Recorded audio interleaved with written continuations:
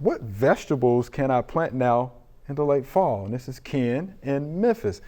But we got that question a lot. Everybody wants to, plant something for the fall. Is it too late to plant anything? It's kind of too late now. It's kind of too late to plant now and everything. So you should have everything already in the garden. Because it's too late now. A lot of things you plant latest, like things September 15th or something like that. Maybe in October, 1st October. But we getting to that out of stage now. You probably just want to wait till next year, and some of those vegetables, crude season crop, plant that early in the springtime. Right, do that early. Like your leafy vegetables for the most part. Get those started early, Right.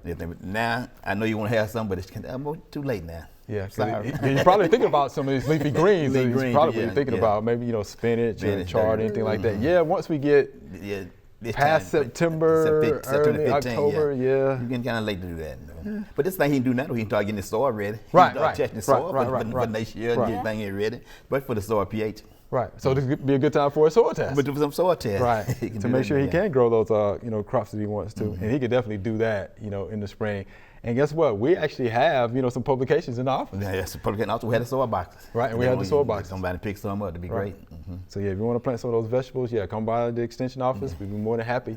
And I also got a publication on that too. It'll tell you how late you can plant certain vegetables. Right. It'll tell you the dates and everything you plant them, and normally how long it takes for the plant to harvest.